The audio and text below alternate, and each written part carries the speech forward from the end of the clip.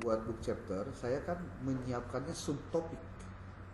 Nah, di subtopik ini Anda pastikan sebelum masuk ke, ini kan contoh nih bagian saya, itu ada 4 poin yang saya tulis. Nah, nanti pada saat Anda menulis poin ini, mulailah dengan, kalau saya sih sekarang menyiapkannya dengan A. A itu pendahuluan. Jadi kudu pendahuluan lah, biar semua seragam ya. Pendahuluan, setelah itu baru masuk ke definisi dan ruang lingkup psikologi organisasi bla bla bla. Nah, dari sini lalu masuk simpulan. Ini biasakan begitu. Setelah ada pendahuluan, diakhiri dengan simpulan. Lalu bagian terakhirnya adalah daftar atau daftar pustaka lah, daftar pustaka. Nah, nanti Anda harus menyiapkan paling tidak 3 hal yang harus Anda siapkan. 1, CV. CV seperti yang tahun lalu juga CV. Kalau misalkan ada tambahan keterangan yang sudah nikah, tentunya kan bisa dicantumkan.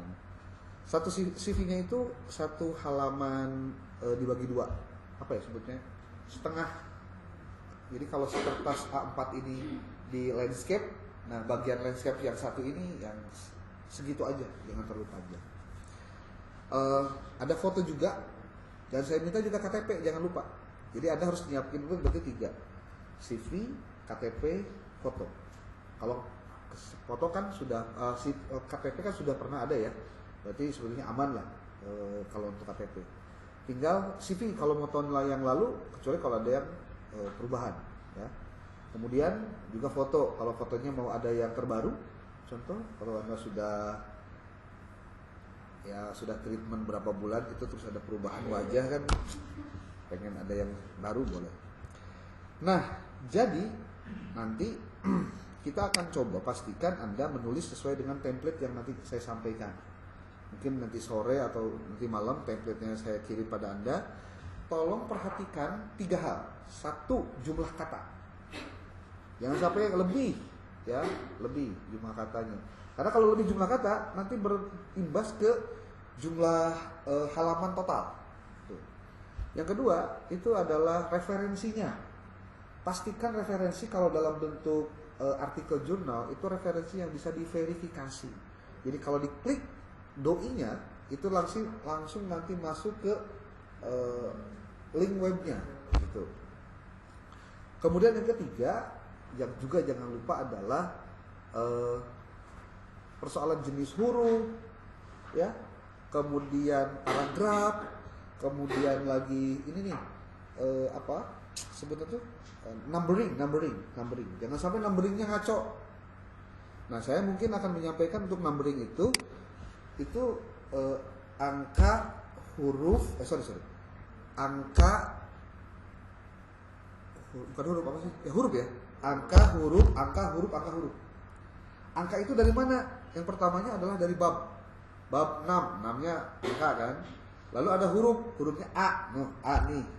Nanti kalau Anda ada anakan di sini subbabnya, berarti ya angkanya angka 1 titik. Kalau ini begini sudah ada, ini anakan lagi nomor 1-nya, berarti A-nya A kecil titik. Kalau ini juga tulisnya benar, ada ayah anakan deui contohnya. Nah, maka anaknya ini adalah 1 di kurawal. Terus begini, ada lagi anakan. Maka ini jadi A di kurawalkeun. Nah, ini yang numbering yang perlu diperhatikan oleh kita lah, biar Anda tidak kaget. Jadi tidak 1.1, 1.2, 1. Itu ya. Oke, jadi pendahuluan mulai dengan pendahuluan seperti ini nih. Ahmad Tantowi Johari mana? Nih. Ini berarti ada A-nya, ini kita ganti A, pendahuluan. B dan seterusnya. Kemudian di sini pakai bagiannya simpulan. Lalu di sininya daftar pustaka. Itulah, nggak susah lah, bisa. Dan dipastikan tidak keluar dan jangan menambah-nambah lagi yang sudah diberikan subbabnya, subtopiknya. Karena memang ini subtopik yang merata untuk membahas semua konsep yang terdapat di dalam naskah buku chapter ini. Gitu. Nah, saya juga sudah mengirimkan informasi tentang kalau ada yang mau mencetak buku itu ya, sudah berapa harganya? Nggak tahu berapa, saya nggak ngurusin masalahnya. Bisa saya dianggapnya jualan buku, kayaknya ribet jadi lah. Yang mau silakan cetak minimal hiji lah. Ulah ketika hiji tuh boga biasa keningsieun tamu gitulah mendatang ke imah ya bukuran kan. Ya kalau Anda punya bos atau kepala sekolah, Anda pengen berbagi juga biar sekolahnya punya buku Anda, ya cetak 2 gitu. Jangan pikir harganya, Pak, segitu nih harganya. Ya, tapi kan ada nama Andanya gitu. Yang mahal tuh nama Anda sebetulnya di situ. Oke. Yang sudah pesan ada berapa orang? Belum. Sok atuh. Gini, kan udah ada nomor si Bu Mecinya kan? Emang nggak ada nomor Bu Mecinya? Atau saya sudah menyebutkan namanya belum?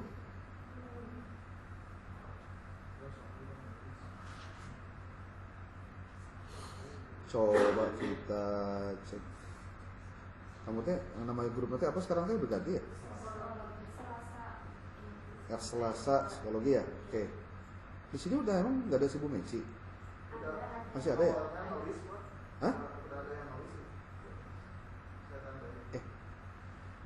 Oh, Bu Mecinya nggak ada ya? Oh, keluar dia karena kemarin ngomong nggak enak Pak nih kan jadwal kuliah. Emang ada kuliah kan di sini. Tapi nggak apa-apa. Saya nanti tarik lagi si Bu Meci masuk sini. Nanti Anda cek ininya apa harganya. Judulnya entrepreneurship atau kewirausahaan? Entrepreneurship ya.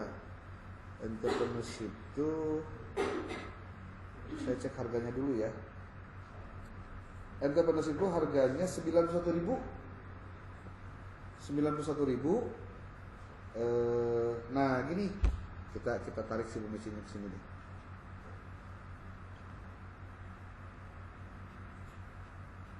HK-nya udah keluar ya? Nah, saya tarik dulu Bu Mecinya biar masuk. Soalnya kan saya tidak urusan dengan bukunya, jadi Anda pesan apa-apa tuh ke dia langsung. Karunyanya asup keluar.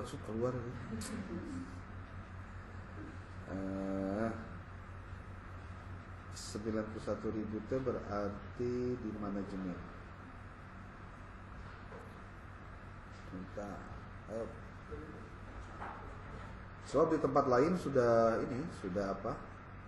sudah banyak, tinggal di list.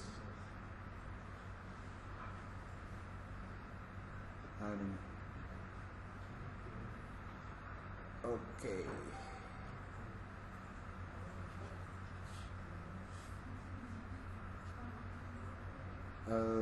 Harga, nama bukunya apa? Entrepreneurship.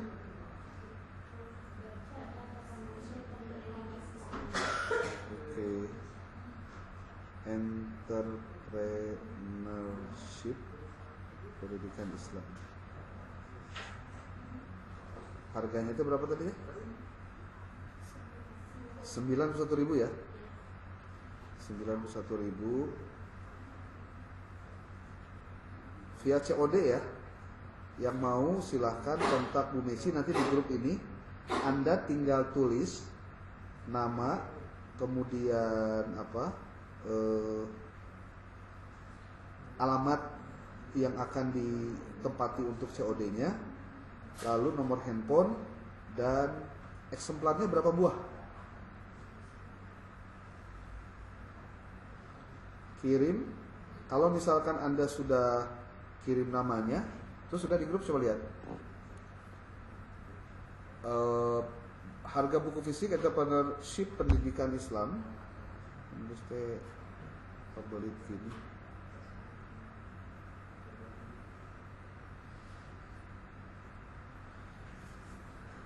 Ya. Silakan. Jadi caranya gini. Pertama, Anda bayar aja dulu yang 91.000-nya. Kalau misalkan cuma satu buku, kirim 91.000. Nanti buku PDF-nya Anda upload di sini. Lalu Anda ngelis di sini. tulis nama, alamat, handphone, dan eksemplarnya berapa. Gitu aja. Toh untuk ongkosnya nanti COD itu. COD kan berarti sekalian bayar dia ke tanahnya.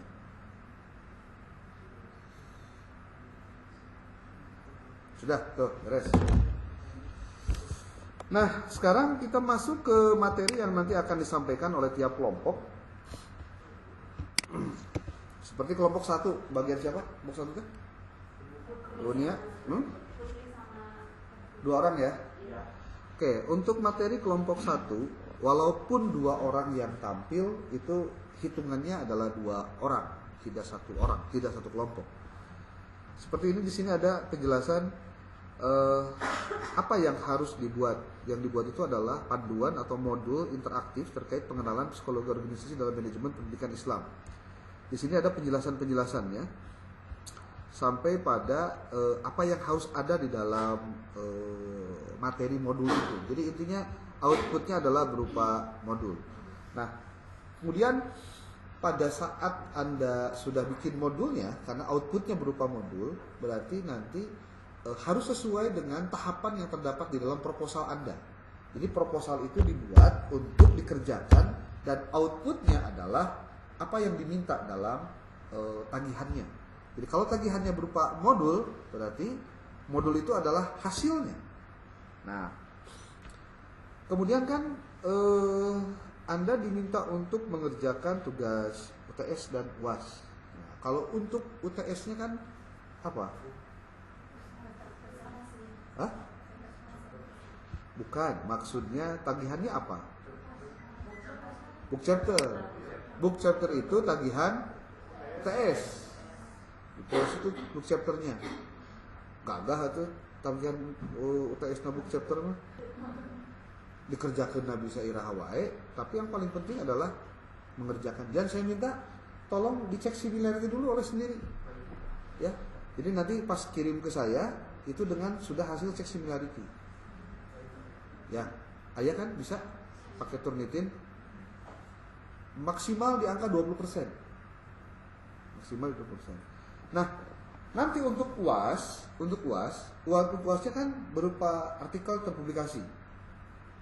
Artikel terpublikasinya itu adalah bahan yang Anda buat sendiri dari modul yang sudah dibuat.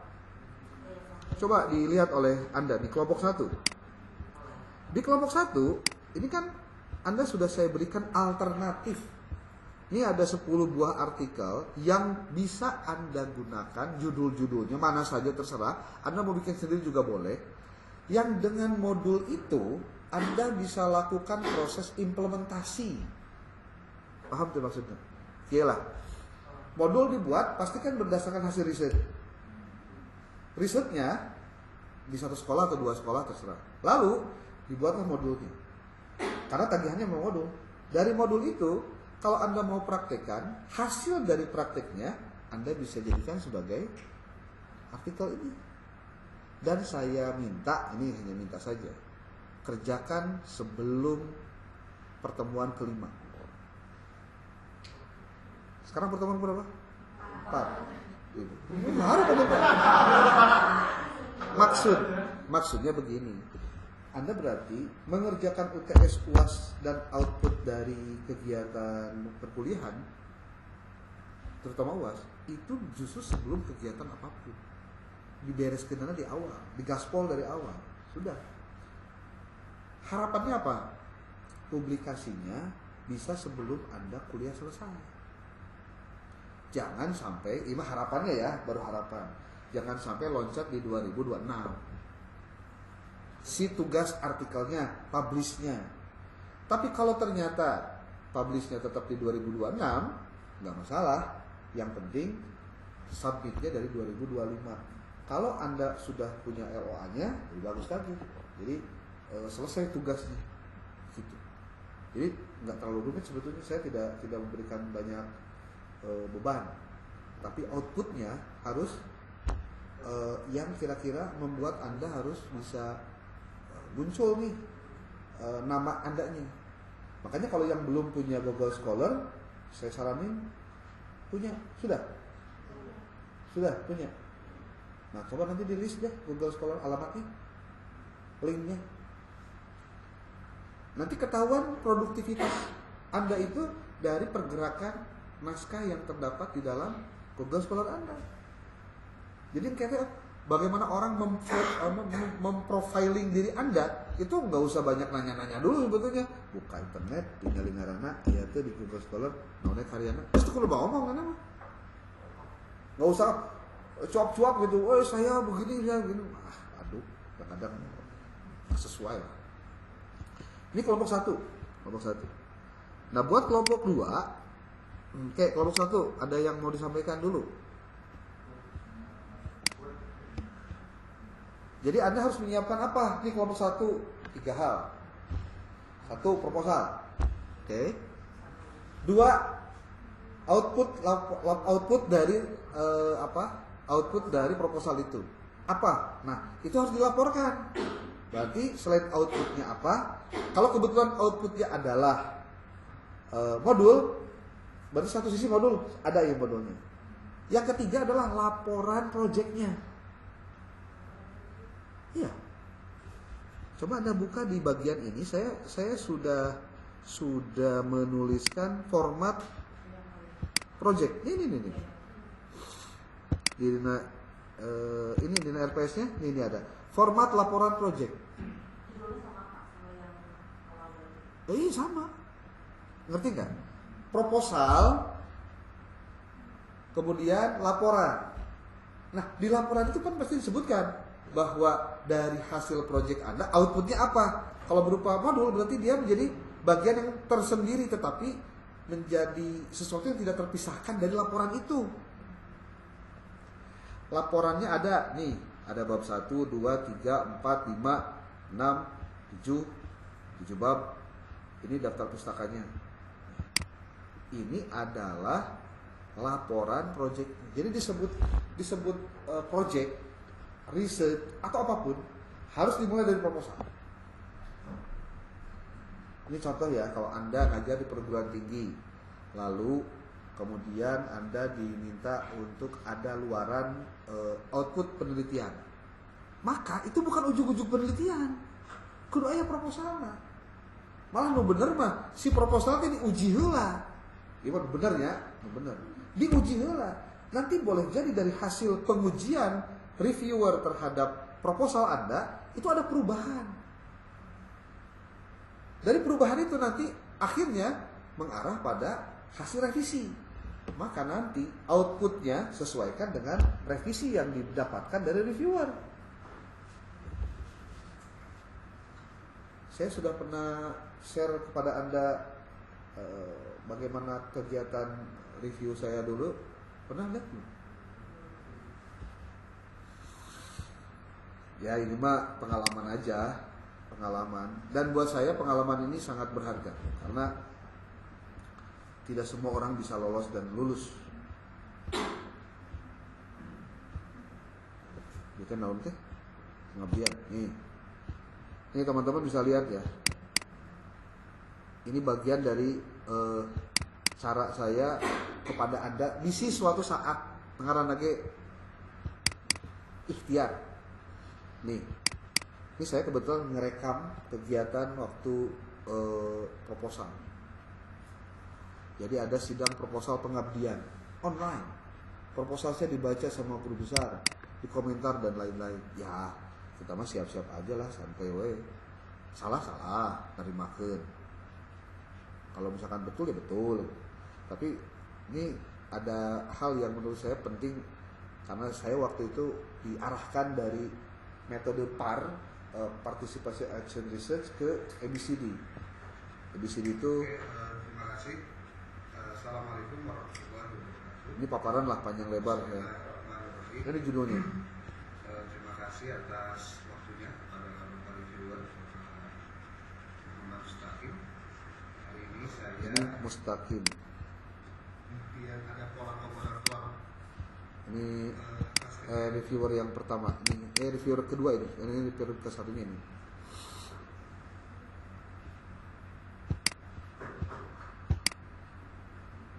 Jadi Anda harus tahu bahwa setiap proyek yang terkait dengan kegiatan yang menguji apa yang akan kita lakukan itu harus mendapatkan tanggapan dari pihak eksternal.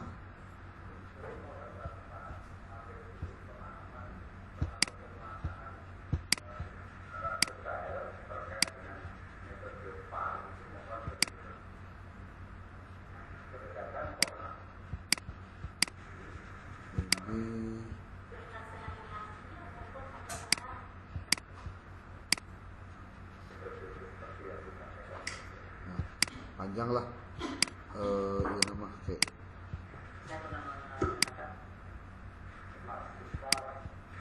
terutama dalam hal efektivitas manajemen. nah ini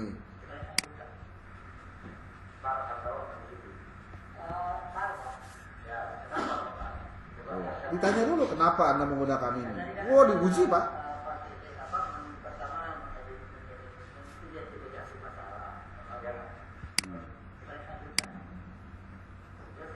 Nah ceritanya di Bujang Enggalna we Pak.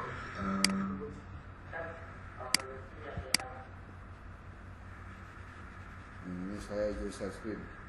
Di ceritanya nggak lama sih, berapa menit ya perkaran itu? Ini Pak, saya Mulyawan.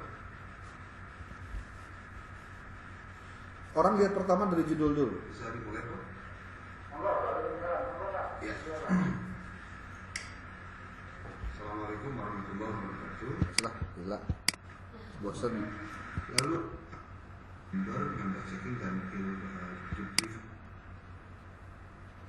Ya. Pelaksanaan aksi dan refleksi serta evaluasi. Teknik pengumpulan dan validasi data yang dilakukan wawancara mendalam, observasi lapangan, studi dokumen, melakukan triangulasi teknik dan sumber, member checking dan debriefing. Ini dalam konteks pengumpulan data dan validasi data. Adapun analisis dari kualitatif ini dari deskriptif sehingga menjadi interpretatif itu pertama dengan analisis tematik lalu dengan analisis reflektif. Stakeholder yang akan menjadi bagian dari pengabdian kami itu adalah pertama ada Kementerian Agama Kota Bandung ini untuk akses kelembagaan dan legalitas operasional. Lalu di Jawa Barat itu ada Madrasah Development Center sebagai lembaga yang berperan dalam pengembangan mutu dan kapasitas kepala madrasah di tingkat provinsi. Lalu dilihat dari kegiatan dan muara, pertama ada kegiatan pelatihan kepemimpinan berbasis nilai Islam, matriks perencanaan program, tadi saya sudah sampaikan kira-kira di 2 sampai 3. Jadi kalau penelitian ya harus ada perencanaan dari awal sampai akhir kayak gimana. Nah ini disebut penelitian itu sistematis, detail, itu yang nggak begini rigidnya itu. Seperti Anda nanti pada saat menyusun proposal penelitian juga kan sama. Anda mengajukan judul, Anda sudah siapkan nih perlengkapannya dan lain. Pas di sidang, babak belur contohnya, ya mungkin karena tidak mempersiapkan materi, tidak mempersiapkan metode, jawaban juga Anda mungkin selama ini tidak berdasarkan referensi yang bisa dipertanggungjawabkan. Itu hal-hal yang biasa terjadi dalam proses-proses ini. Kalau dalam perencanaan kami di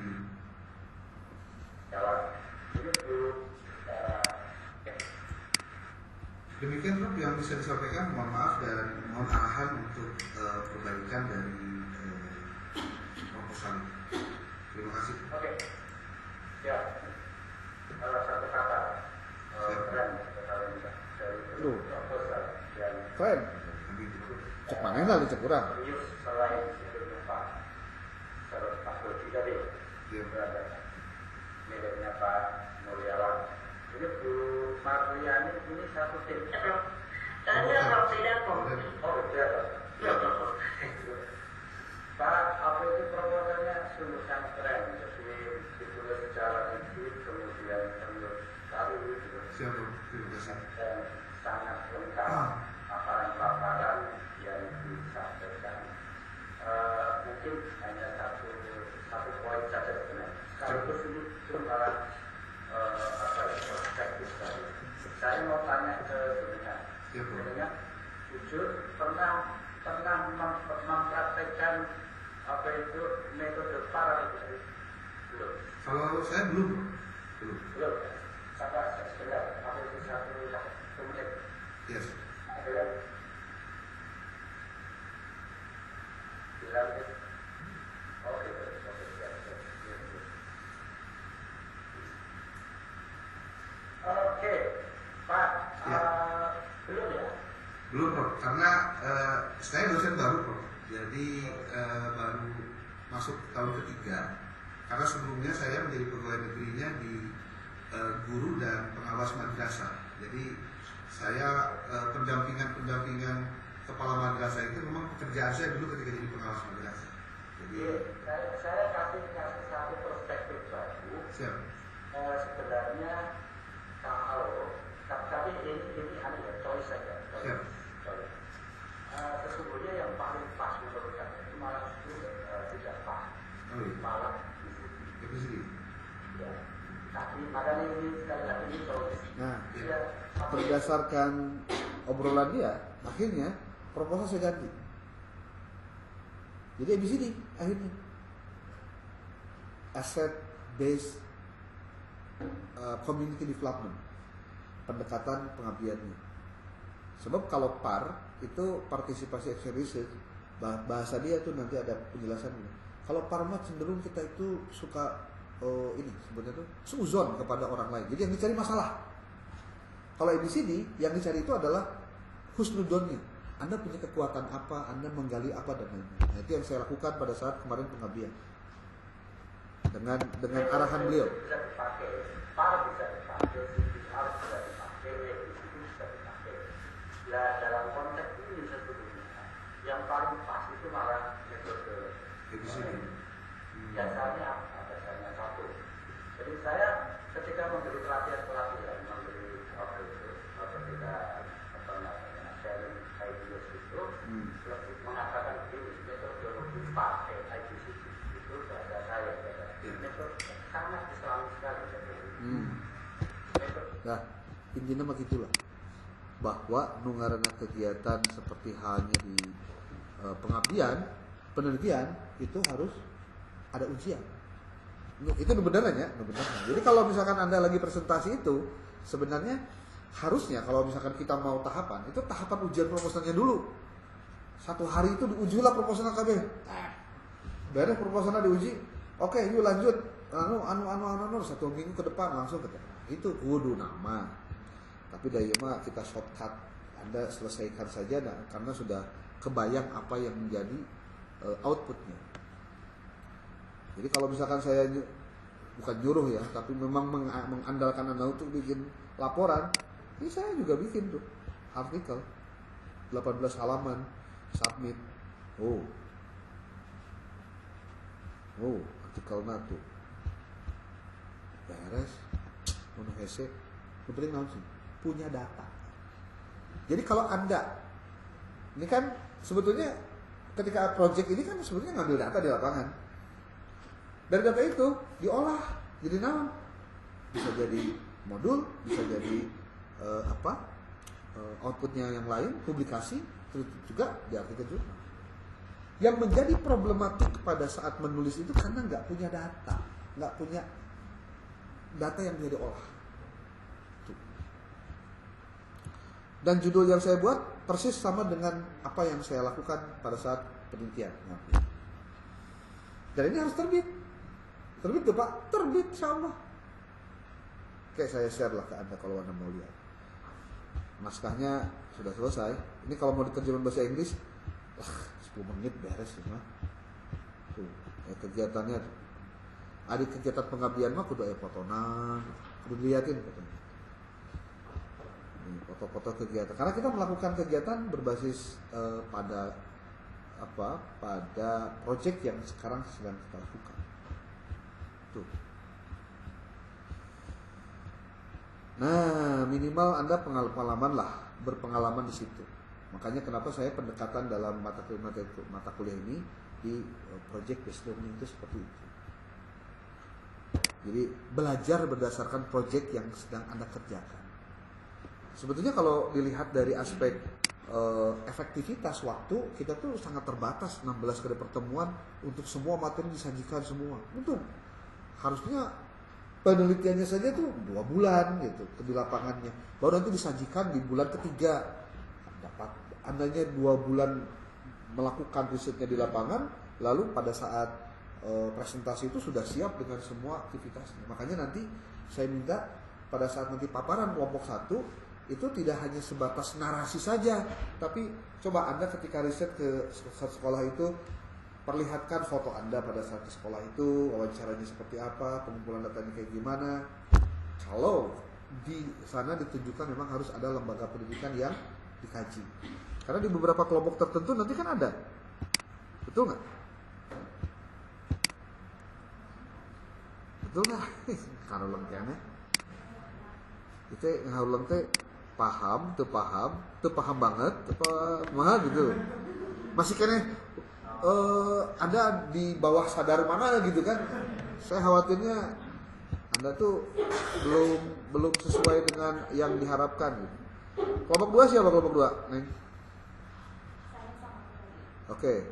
Kelompok 2 itu materinya adalah tentang, ini kelompok 2 ya. Nih lihat nih.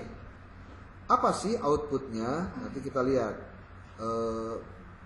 Sistematika yang rapi memudahkan penulisan output berupa program pelatihan tuh. Ya kan ini mah beda tuh. Kelompok 2 mah program pelatihan dan pengembangan tim di lembaga pendidikan Islam. Ingat ya, lihat ya. Kelompok 3.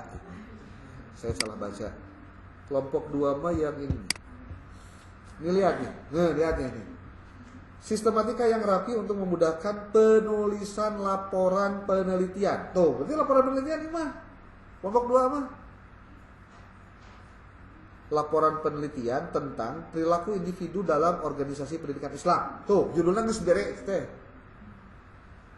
Khususnya di madrasah terkait faktor-faktor psikologis yang mempengaruhi kinerja dan kepuasan kerja. Penelitian begini bisa kualitatif, bisa kuantitatif, bebas, ya. Kalau kuantitatif berarti Anda mau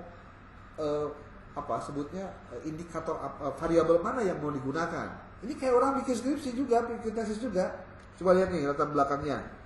Jelaskan pentingnya mempelajari perilaku individu di madrasah, terutama faktor-faktor psikologis yang mempengaruhi kinerja. Berarti Y-nya itu kinerja. Oke. Apa Y-nya kinerja? Yang mempengaruhi kinerja dan kepuasan kerja tenaga pendidik. 2 tuh Y-nya, udah ketemu. Kaitkan dengan tantangan yang dihadapi dalam manajemen madrasah dan relevasi penelitian ini. Nah, coba lihat rumusan masalahnya tuh, lihat. Kelompok 2 nih. Nyatakan dengan jelas masalah yang akan diteliti. Misalnya, ini kadek, misalnya kadek. Bagaimana motivasi, persepsi, sikap, dan kepribadian memengaruhi kinerja dan kepuasan. Tuh. 3 variabel X, 2 variabel Y. Ini misalkan. Boleh nggak? Bukan misalkan, tapi cari yang lain. Enggak. Motivasi, persepsi, sikap, dan kepribadian. Sorry dong, 4 variabel X, 2 variabel Y. Kalau contohnya ini, kan misalkan. Lalu tujuannya disebutkan, ya tujuan adalah kalimat pernyataan dari rumusan masalah. Ini manfaatnya Anda jelaskan secara teoretik dan praktis. Lihat, teori motivasi ini contoh kajian pustaka. Kenapa di kajian pustaka ngebahas motivasi? Kan karena di rumusan masalahnya juga motivasi gitu loh. Motivasi, persepsi, sikap, dan kepribadian. Uraikan teorinya di bab 2 terkait penelitian terdahulunya kayak gimana. Lalu metodenya seperti apa, populasi sampelnya siapa, instrumennya bagaimana. Kayak gitu. Riset lapangan. Ya. Ini kelompok 2. Sok, kelompok 2 pertanyaan ke, ini saya jelaskan dia. Liar kan? Ya harus liar lah. Banyak kuliah liar aja.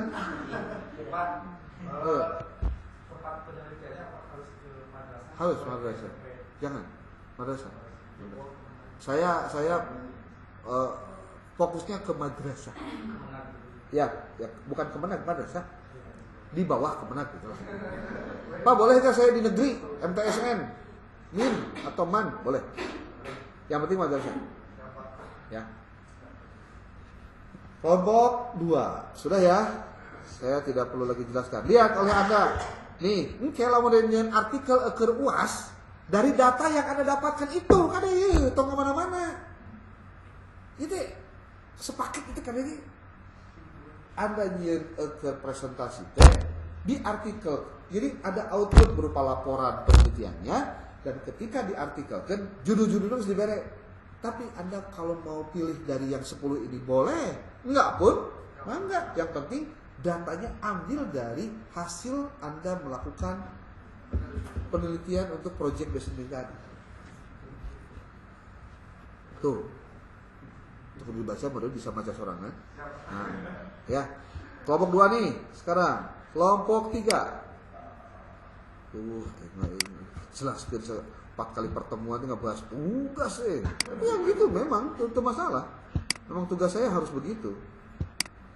Nih kelompok 3 memudahkan output berupa program pelatihan dan pengembangan tim. Jadi ingkatnya aya proposal, aya laporan, aya program pelatihan sebagai outputnya kan ada? Karena itu sehingga tadi di kelompok hiji banyak pusat kudu ditulis ya bisa mah kudu jentre gitu.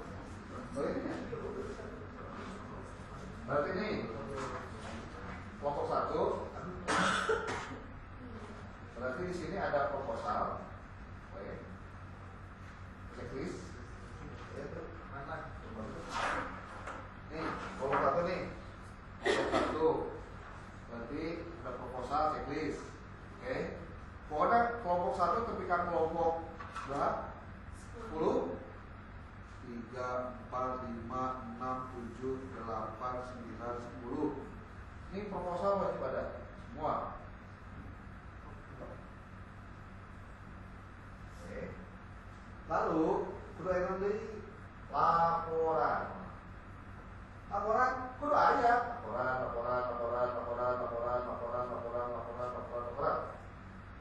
Semua kelompok. Beres tinggali outputnya. Tadi kalau ujian outputnya naon? Betul. Kelompok 2 naon?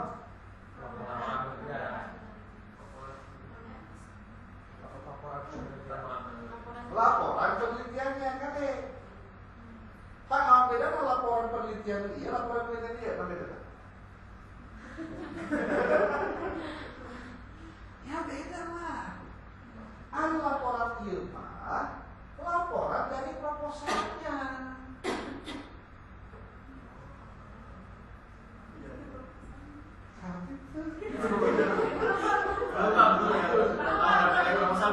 Sementara yang ini mah laporan dari apa yang dilakukan penelitian lapangannya.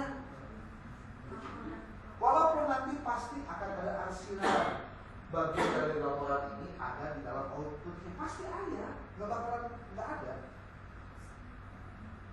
Gitu ya? Bapak berarti di dalam laporan itu menjelaskan ngapain aja nih? Iya, betul. Kalau di sini, ya output. Apa yang diinginkan hasil dari kegiatan project based learning? Makanya lihat dulu coba format laporan. Ini format laporan apa?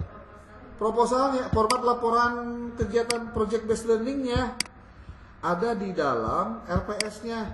Nih, format laporan project tuh beda.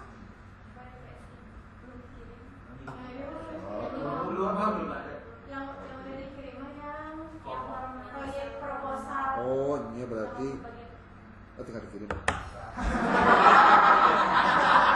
Sudah ada ya ini format laporannya.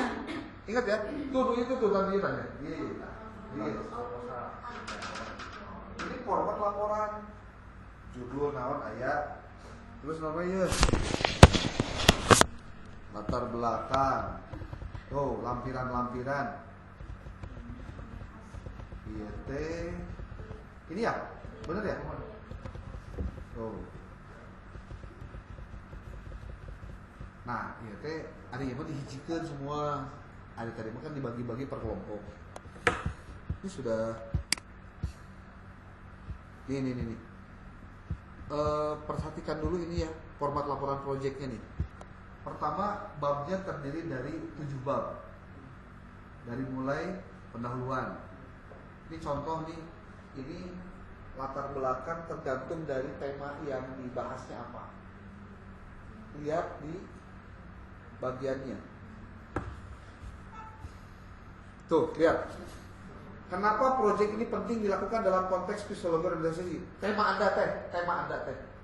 Ya. Sertakan teori-teori psikologi organisasi yang relevan. Rumusan masalah, identifikasi permasalahan spesifik yang akan diselesaikan dalam proyek ini.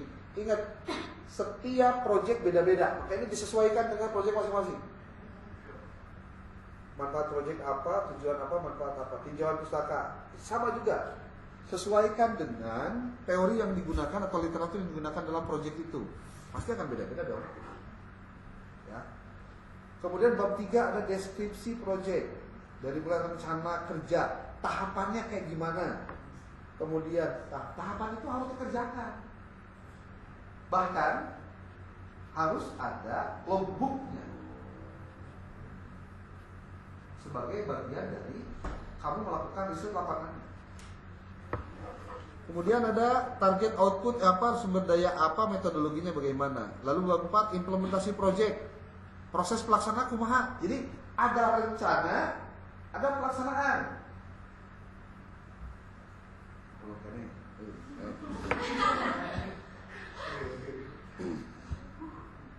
Nih, rencana kerja. Rencana kerja ya rencananya dari mulai kapan? Tanggal sabaraha, lalu ngobrol dengan siapa, di mana tempatnya, ngobrolin apa? Pesan.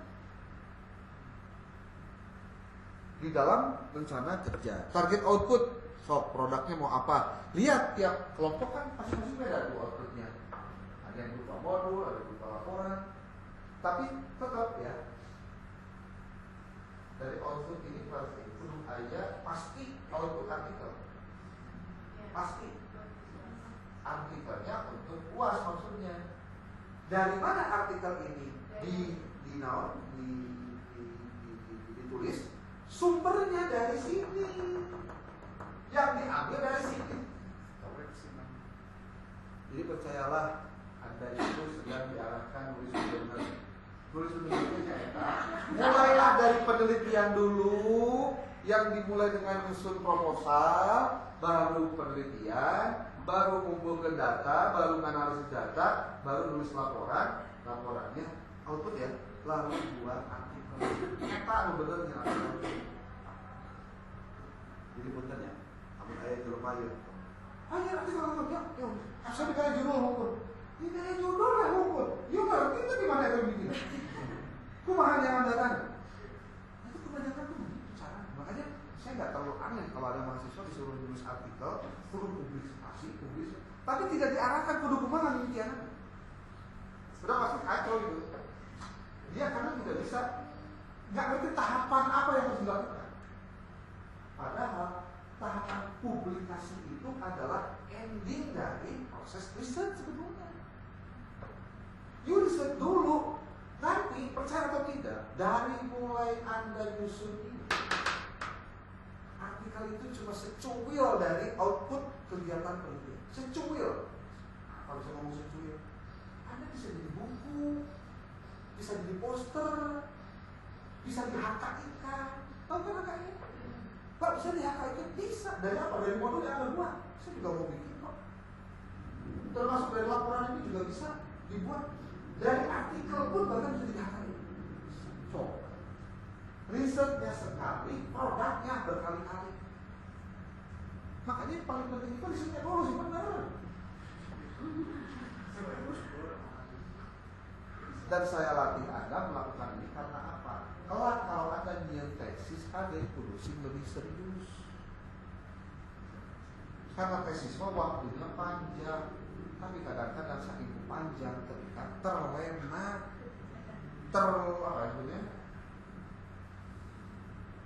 terkatung-katung. Pokoknya karena nyiapin tesis teh, karena ke kampus deh, karena ngerasa nggak ada yang ngerti. Salah lah, iya jadi teh mondok kesana udah jauh gitu, ya. Ayo loba duitnya tidak naon sih. Tuh, proses project ada pembahasan. Ingat ya, boleh jadi, saya bilang nih, boleh jadi bagian-bagian di laporan ini nanti akan masuk ke sini. Boleh jadi, jangan khawatir. Makanya Anda nggak bakalan mungkin bisa nulis ini laporan ini, gitu loh. Dan Anda harusnya mengerjakan laporan ini ketika sudah dikerjakan risetnya. Dari mana Anda mengerjakan riset panduannya? Dari proposal yang dibikin. Itu benar berarti tahapan. Pak, ayo teman bisa dengan saya melakukan penelitian, tapi saya bisa artikelnya beres. Saya teman. Bahkan menulis orang karang kurang ayah di artikel batu bisa ada. Lebih parahnya Iman. Makanya saya bilang sekarang, kalau Anda pengen tahu yang benar, harus memulai dari dasar. Makanya kalau Anda bikin tesis, ya, saya saranin segera Anda lakukan publikasi dari tesis itu. Kenapa? Karena sayang kalau tidak dipublikasikan. Padahal itu hasil riset Anda. Ini aja yang mata kuliah saya wajibkan publikasi. Dasarnya apa? Supaya Anda bisa menyampaikan pesan-pesan hasil penelitian Anda kepada orang-orang di luar sana yang mungkin membutuhkan apa yang Anda lakukan. Kelompok berapa tuh? 2. 3. Outputnya apa? 3. Program pelatihan. Tuh. Program pelatihan ya. Program pelatihan. Dari mana Anda bisa dapatkan output program pelatihan? Ya Anda kan riset lah. Kan sudah dijelaskan namanya Sina. Iya gak sih? Tak kelompok dulu teh. Paham udah? Atau perlu di Dalier Masarua kali aja lihat. Sekarang kelompok 4. Mana kelompok 4? Kamu berdua ya. Nih lihat kelompok 4. Apa saja yang harusnya ada dalam pembahasan di kelompok. Punten, kalau saya boleh berani bertaruh atau taruhan atau sih ngeduga ya. Pernah nggak Anda diginiin sama mata kuliah lain diarahkan detail? Mual seteng.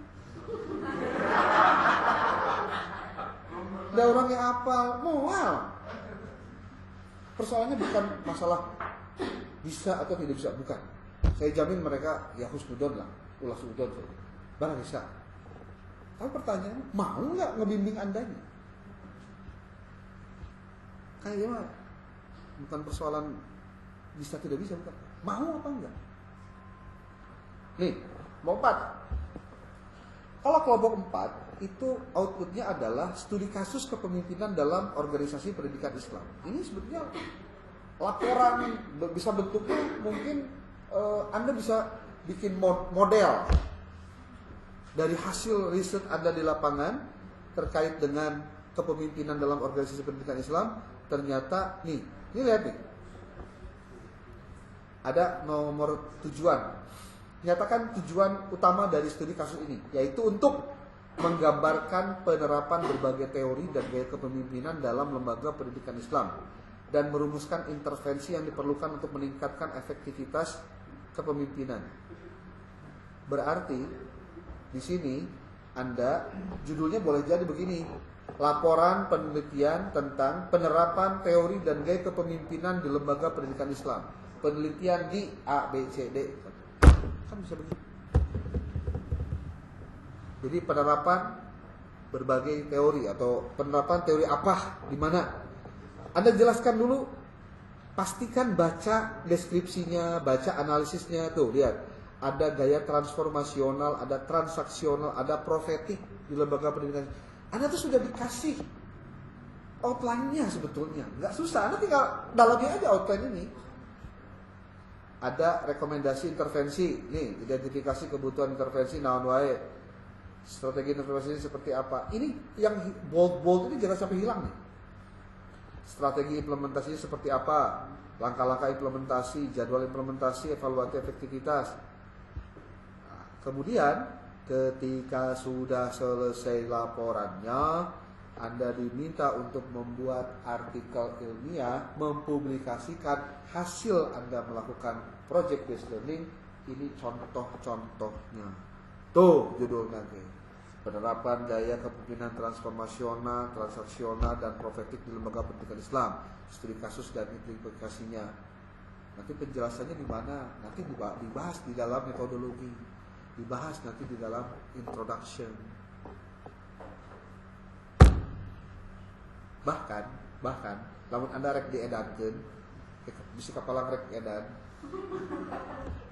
Dari riset Anda yang output tadi, sebetulnya Anda kalau mau bisa dijadikan sebagai 10 artikelnya bisa jadi KB.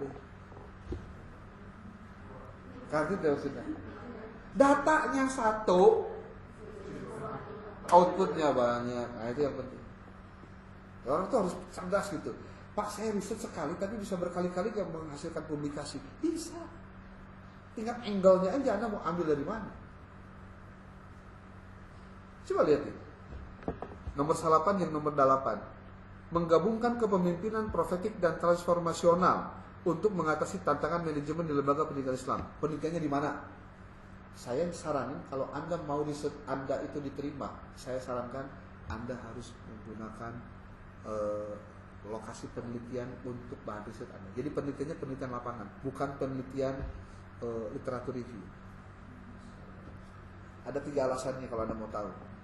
1, karena Anda pada saat melakukan penelitian lapangan, berarti Anda melakukan penelitian dengan sumber data primer.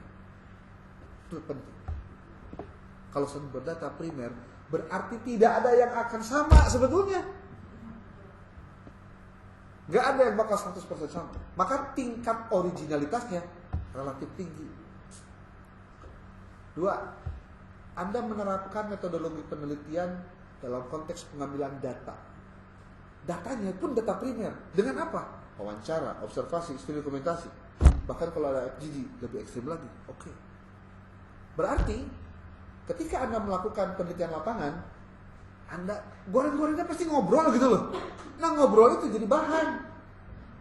Dan ngobrol itu adalah bahan utama atau primer. Ya. 2 tuh. Keuntungan atau alasan yang ketiganya adalah tingkat originalitas dan novelty-nya relatif tinggi. Karena tempat tidak ada yang relatif 100% sama. Bakalan. Yang pertama tadi apa? Keuntungan atau keutamaan Anda melakukan penelitian lapangan. 1. Oke, Anda dapatkan data primer. Kenapa data primer didapatkan? Karena yang kedua, Anda menggunakan alat pengumpul datanya untuk dapetin data primer. Yang ketiganya, kecenderungan tingkat novelty-nya tinggi karena tidak ada satu tempat yang memiliki jawaban yang sama 100% dengan jawaban yang lain. Jadi lamun make 10 judul iya jadi artikel publikasi bisa ente? Bisa. Lamun pinter. Jangan lamun daekan. Ini kelompok 4. Kelompok 5.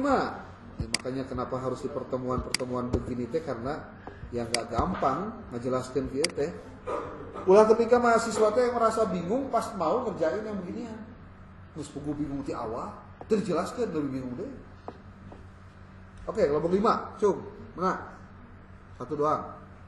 Nih, sistematika yang rapi untuk memudahkan penulisan laporan analisis. Nah, laporan tah. Ari ieu mah laporan kegiatannya, ari ieu mah laporan analisis. Jelasnya itu.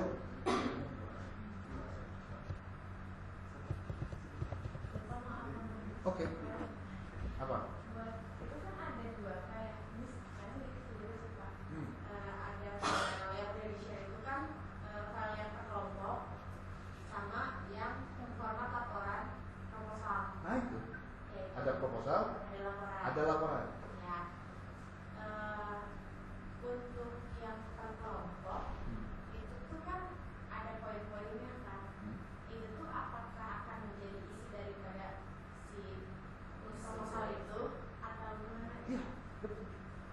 Jadi dia apa yang ditulis dalam proposal pasti akan ditulis ulang beberapa bagian di sini di laporan Anda.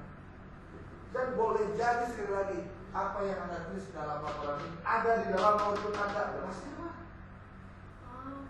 Berarti yang kelompok isi daripada proposal untuk proposal itu Pasti nyambung lah. Nyambung. Satu-satu aja.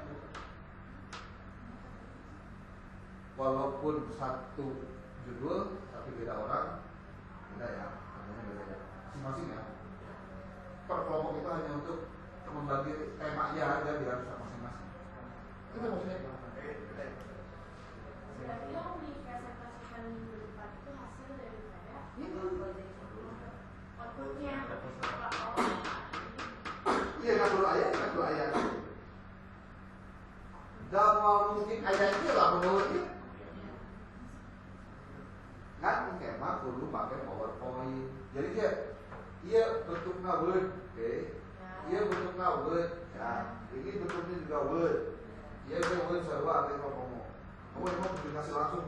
Ya ini nama aku publikasi. Nah, terus tadi pada saat minggu depan presentasi siapkan PPT-nya. PPT-nya itu lengkap. Apa yang dibahas di sini? Pertama pasti tujuan Anda melakukan project case study-nya apa? Project case study-nya apa? Tujuannya sehingga Anda mendapatkan data tujuan, lalu apa urgensinya? Pastilah, ya. Lalu yang selanjutnya nih, kalau ini slide 1 atau slide 2 ya. Slide 2-nya adalah bagaimana tahapan Anda melakukan project based learning. Tahapannya apa sih? Kemudian tempat di mana sebutkan, waktunya kapan. Oke. Lalu apa yang dibahas? Kan outputnya sudah jelas. Dari situ bagaimana pelaksanaannya? Anda melakukan apa sih ketika pelaksanaan ini? Ayah kan ini laporan sudah lama? Iya. Ayah laporan. Ya seperti kan ini. Kalau ada foto-foto kegiatannya, perlihatkan supaya ulah jenuh teuing, ulah naratif teuing, ya Pak kawan. Tampilkan fotonya. Saya wawancara dengan A dengan B, di foto diharapkan nonton. Lompang sekolah mah, atau di WC. Saya lagi di WC. Terus pelaksanaan nanti Anda sampaikan bagaimana evaluasinya, apa tantangan terberat Anda melakukan riset ini, apa kendala Anda, sampaikan di sini. Gitu. Nah nanti ketika suatu kelompok 1 nih membahas modul, coba Anda pastikan modul Anda itu sebetulnya sudah 100% atau belum. Apa kelemahan kekurangan dari modul Anda menurut Anda? Jadi kejujuran seorang riset itu harus pada sampai dia menilai pada apa yang dilakukan. Saya menyadari bahwa kumpulan modul ini masih ada kelemahan, terutama dari aspek A, B, C, D. Tapi modul ini memiliki keunggulan karena saya melakukannya langsung dengan cara 1, 2, 3, 4. Apa rekomendasi untuk para periset selanjutnya kalau mau meneliti ini? Nah, sampaikan apa rekomendasinya?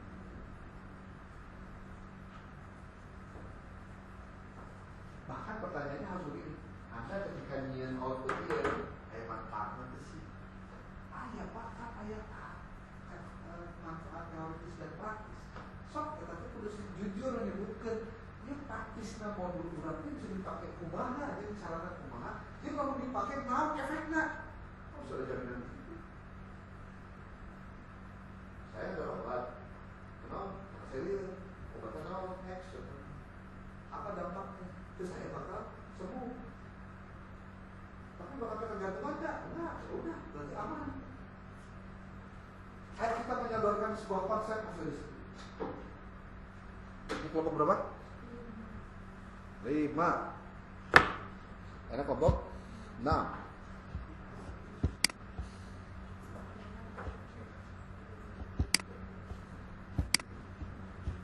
kelompok berapa ini? 5 ya. Itu kita lewat. 6 deh sekarang. Atau ini deh, lihatnya di sini aja di preview.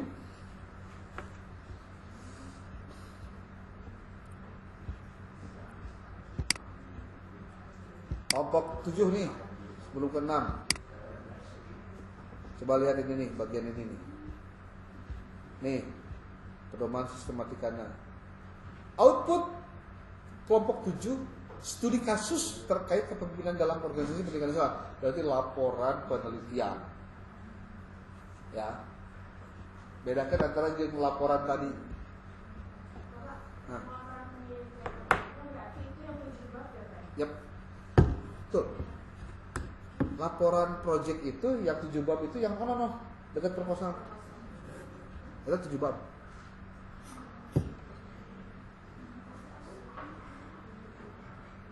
Sementara si output nama Anda lihat nanti bagian-bagian ini nih, ada pendahuluan, deskripsi. Ini. Cuma 6. Iya formatnya itu kan sedih. Ya Allah itu. Masihnya ngomong deh. Ya ke sistematika format tos di gamelan itu tinggal dieusian, tinggal dijelaskan, tinggal diuraikan. Ini nih. Pedoman penulisan output jelas gimana itu kan tinggali. Hah? Iya tinggal itu. Pedoman penulisan output.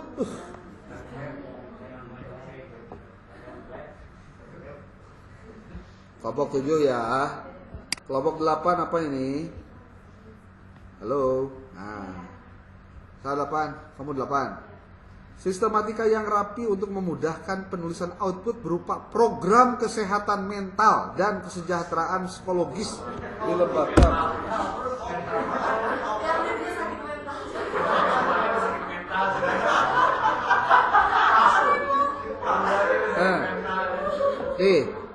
Pendahuluan. Ini laporannya ya. Ini ini outputnya. Ini outputnya sudah seperti ini tuh, mesti ya kan tuh.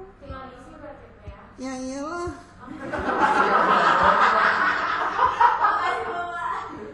Jadi lamun ditanya, Pak, output berupa modul, kumaha jenisnya? Pan aya sih gitu. Ya kalau begini ya, tah. Modul kayak sih nanti tah pendahuluan, definisi psikologi, tujuan, pentingnya organisasi tuh. Cik pertanyaan, iya sarua teu jeung sistematika laporan. Beda tuh. Hah? Ya 7 bab. Dan itu lebih pada kerangka kerja kamu sebetulnya. Jadi lamun ayeuna pari output nulisna kumaha, modul teh kumaha, geus teuing aya ieu teh. Ieu tah. Salapan siki tah ayeuna kita.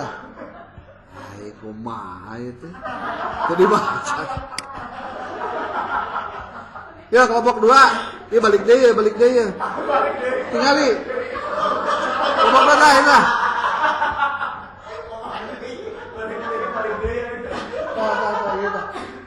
Tuh, aduh aing tuh. Salapan, 8 tah kudu aya deh. Kade. Yang perlu yang bab kelompok 2 tuh ada instrumen penelitian, sertakan kuesioner atau panduan wawancara yang digunakan selama penelitian. Kalau kuantitatif gunakan kuesioner. Kalau Anda melakukannya dengan kualitatif maka gunakan wawancara. Kelompok 3 balik ka dieu tingalikeun. Program pelatihan. Nu kumaha nulis program teh? Isi teh bab 1. Ieu mah 2 materi dah. Aya sih teh ieu teh.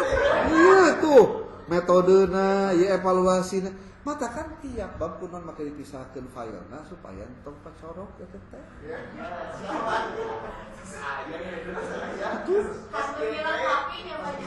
Tidak ada sian itu sing bener.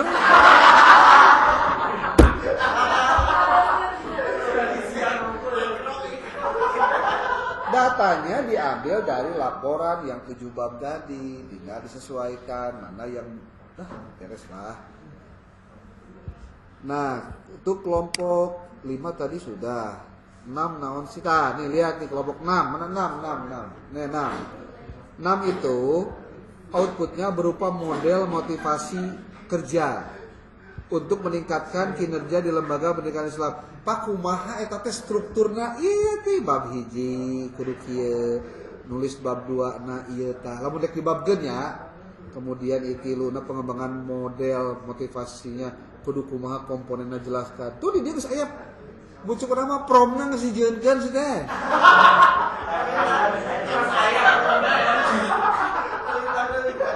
Rincikan komponen utama dari model motivasi yang dikembangkan berdasarkan kombinasi dari ada istilahnya, misalkan ada yang memang sudah dipatok kudu itu.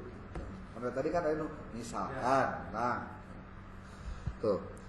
Nih, ada lagi nomor 3, ada nomor 4, rencana implementasi model. Kemudian evaluasi dampak model kayak gimana, diskusi dan rekomendasi. Ini simpulannya. Dan ini adalah alternatif judul untuk kamu tulis jadi artikel publikasi. Nah, iya. Kartos balikan deh. Balik terus. Kelompok 7 mana kelompok 7? Kelompok 7 teh outputnya studi kasus terkait kepemimpinan dalam organisasi pendidikan Islam. Struktur output pendahuluan, deskripsi kasus, terus aya teh. Ampun aing. Tempatnya di mana tentukan, ya. Yang ini terkait dengan kepemimpinan dalam organisasi pendidikan Islam. Di sini ada penjelasan transformasionalkah, transaksionalkah atau profetik. Ini ada hubungan dengan kelompok yang sebelumnya. Ini analisis kasus. Ini rekomendasi intervensi. Ini strategi implementasi. Ini simpulan. Tuh. Ini adalah untuk kelompok 7. Dan alternatif judul artikelnya ini. Udah dibaca kan? Sudah kebayang mana judul nurek dia suka? Teka bayang-bayang aja. Oke, kelompok 8. Mana? 8 kamu tak? Tinggali. Output berupa program kesehatan mental dan kesejahteraan psikologis. Pak, isina naon sih program teh? Tah, iya aya pendahuluan. Oh. Aku mau nanya. Apa? Untuk sasaran program itu kan dijelasin kalau misalkan itu kan kayak guru, staf, administrasi. Berarti cari sekolah yang memang menyediakan kayak layanan tersedia untuk. That's right. Terima kasih. Itu maksudnya teh. Panneangan model bagaimana lembaga pendidikan itu seharusnya melakukan usaha-usaha agar staf, guru itu kesehatan mentalnya terjaga. Karena selama ini yang menjadi fokus banyak siswa. Terus kalau misalkan nggak nemu di Bandung sekolah yang memang Ada di Bandung.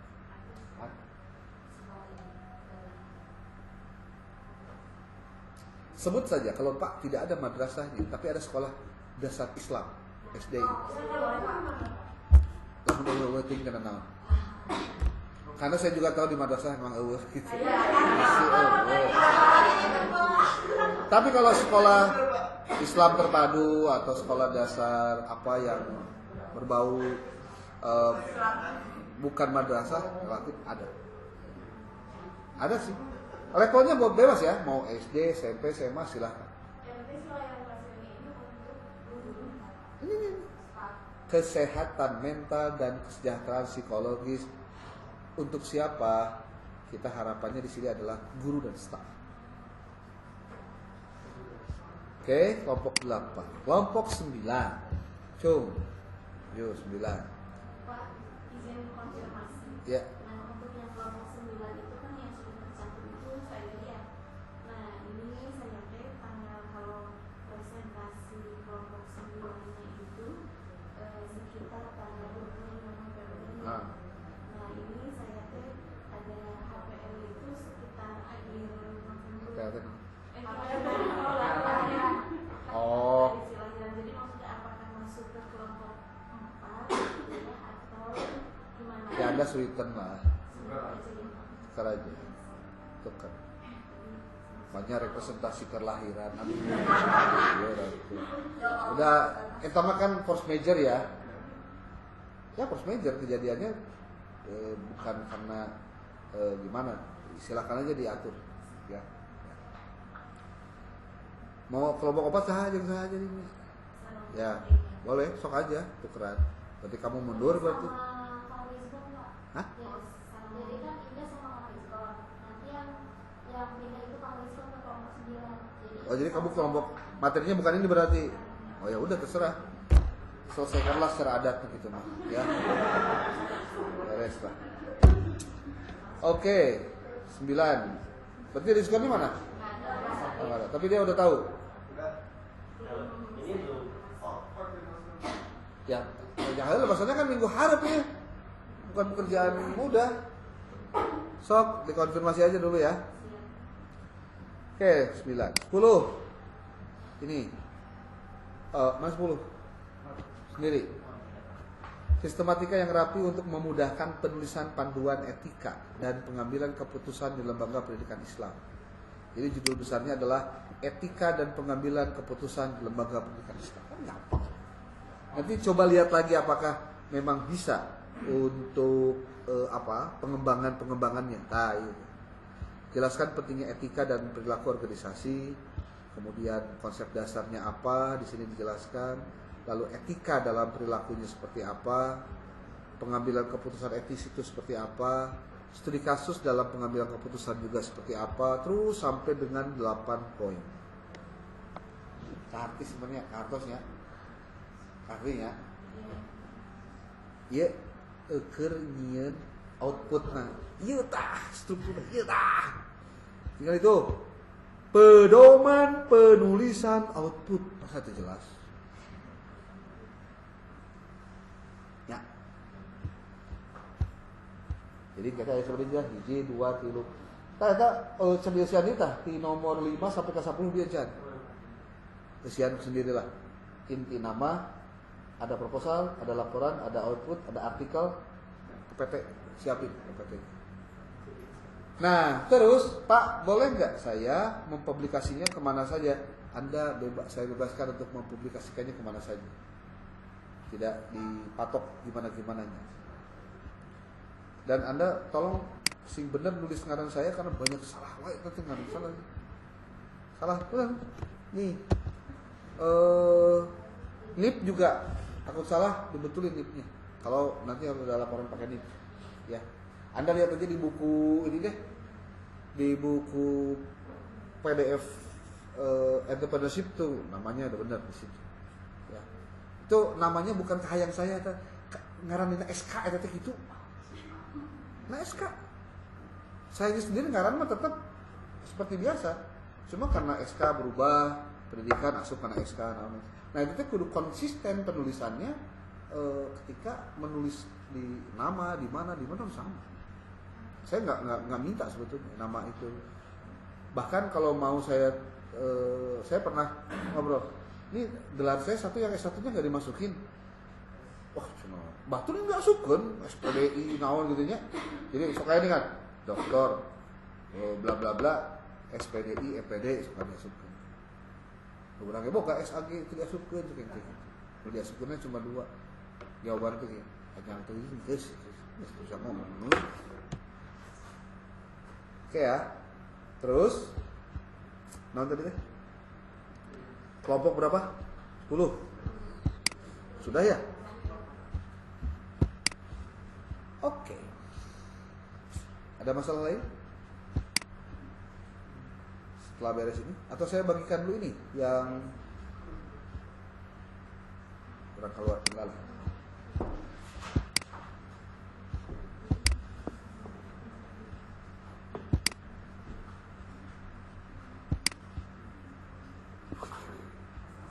Book chapternya jangan lupa minggu depan. Makanya book chapternya bisa dikerjakan setengah jam, benar kan?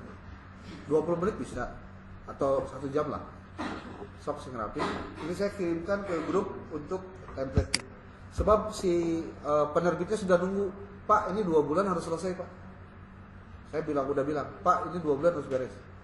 Saya nggak mau beres kuliah kita belum keluar outputnya. Dia siap 2 bulan bisa selesai.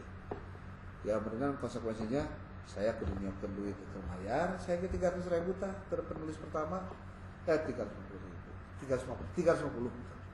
Kemudian penulis yang lainnya itu 200.000. Tahun lalu kan 150 ya. Nah saya lagi cari penerbit yang bisa cepat. Kayaknya kita nggak masuk lagi ke sini. Ada mahal dikit tapi nggak apa-apa. Karena saya juga butuh penerbit lama, penerbit baru. Yang lama tetap kita rawat. Yang Bu Meci itu tetap dipakai. Tapi untuk tema-tema yang lain. Nah ini juga saya disclaimer ya dari sekarang. Saya suka menawarkan buat book chapter juga kepada siapapun. Apalagi kalau yang sudah kenal gitu. Makanya di sedikit promosi sih, tapi saya membantu orang sebagai pemantik agar dia mau punya karya. Intinya itu, nggak ada yang lain. Tujuannya hanya itu. Karena kalau dilihat dari keuntungan mah, apa sih keuntungannya?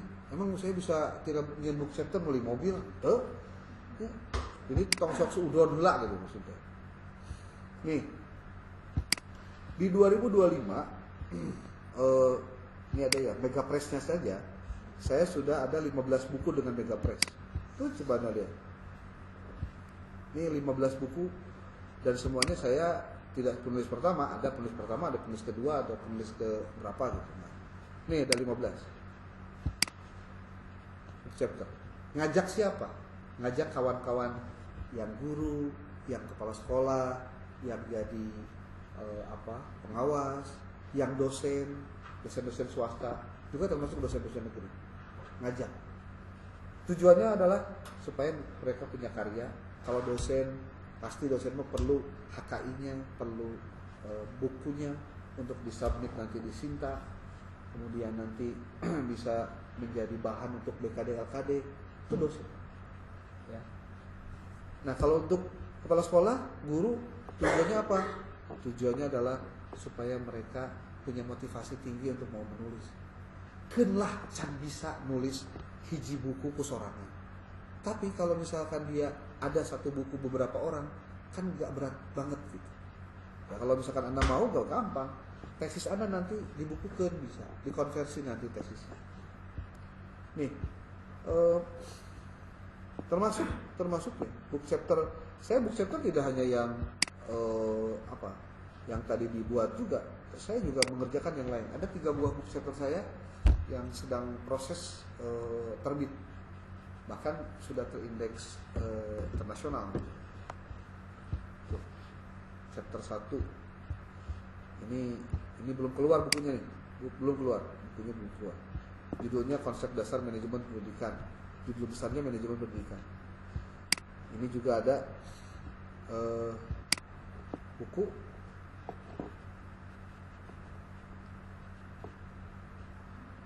ini sih? Mana? Oh ini mah buku. Oh boy. Sorry. Nah ini dasar-dasar manajemen. Nah ini buku chapter juga. Cuma penulisnya tidak banyak, hanya 5 orang. Tuh. Saya penulis ketiga. Enggak, ini juga jumlahnya cuma 114 buah. Enggak banyak. Tapi beres. Kalau ini sedang proses penulisan, tinggal nunggu selesai ini. Judulnya ini.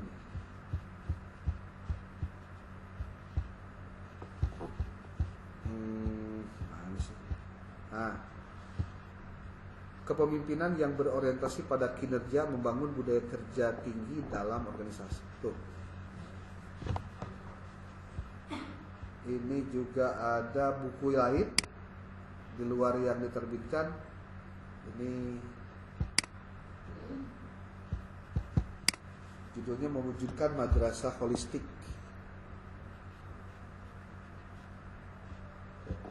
Ini kumpulan dari berbagai macam tulisan. Ini kalau Anda nulis di sini,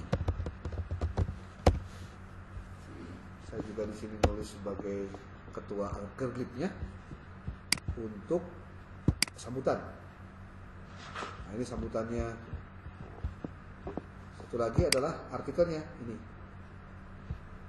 Pengembangan diri guru dan kepala sekolah melalui pendampingan intensif penelitian tindakan kelas, halaman 66. Ini hasil dari sebuah proyek Agerlip untuk mengumpulkan buku-buku dan cetak. Eta, karena saya selalu memperlihatkan ini paling tidak satu hal saja. Mudah-mudahan di antara Anda ada yang kepikiran gitu. Iya ya, kenapa saya nggak begini ya? Tuh. Ini dan buku-buku lainnya. Belum artikel, Pak. Belum tulisan saya di media online. Media online tuh sehari satu kirim, sehari satu kirim. Lumayan. Dikumpulkan jadi buku atau tengketnya. Cetak deh gitu kan. Simple lah gitu. Makanya jangan heran kalau dalam proses ini problematiknya adalah kita juga. Oke. Habis ya? Dari tadi. Ada pertanyaan? Kalau tidak, berarti selesai. PJ minggu depan kumpulkan semua tugas-tugas ini semua. Rapi. Kalau nanti online siap-siap aja, siapin aja kalau online. Kalau misalkan harus pindah jadwal berarti ya paling tapi kalau hari Senin saya bentrok jadwal lagi. Jumat Anda nggak kuliah ya? Ya paling minggu hari dulu. Tapi saya pengennya tetap berjalan walaupun dengan online.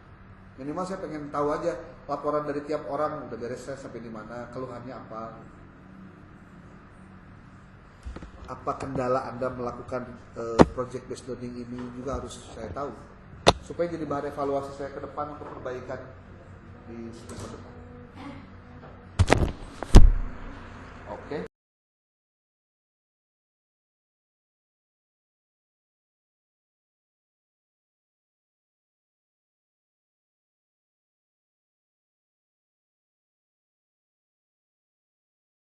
Andri oke, lain kalahkan naik tina wakil wali kota, tapi jadi wakil kene atuh teh ari-ari atuh aing mah. Kere-kere ya Pak. Kene bener itu mah analisisnya kan kabuktian. Pada saat yang sama ternyata suasana